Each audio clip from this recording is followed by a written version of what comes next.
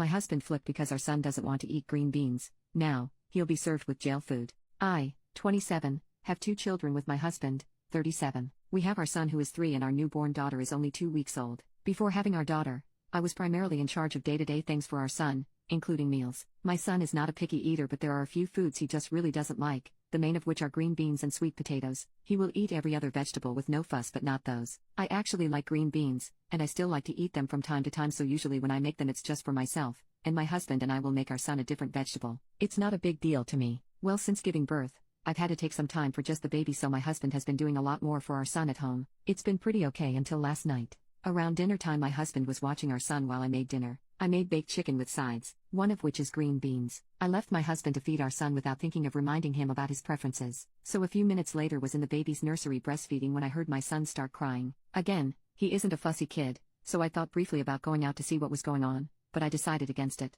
Well, he didn't stop crying, and it eventually turned to absolutely wailing. I thought maybe he hurt me and went out there. What I saw was my son sitting at the table, snot and tears all down his face, and my husband leaning over him. I was like, what is going on? My husband snaps that he won't effing eat. My son started to say mommy and try to explain, but he was cut off by my husband yelling at him, yelling at our 3-year-old son, to stop whining for me. I asked my son why he didn't want to eat. He sobbed to me he doesn't like green beans. I've never really seen my son cry like that, and I guess maybe the nursing hormones got to me because it really broke my heart. I told him he didn't have to eat the green beans and that he could just have whatever else he wanted that I made. He wiped his nose and spit the green beans out and was literally scared to ask for a different vegetable. My husband cursed, threw a chair over, and stormed out. My son took a while more to calm down, but he ate his broccoli and the rest of his dinner just fine. I ended up putting him and the baby to bed all alone. While putting him to bed, he said sorry to me. I told him he didn't have to apologize. He said that daddy made him eat the green beans and they made his stomach hurt. My heart was just broken. When I could finally ask my husband what happened, he was still mad. He told me that I obviously cater to what my son wants and he didn't realize how bad it was. He told me he's now going to make sure that our son doesn't grow up spoiled.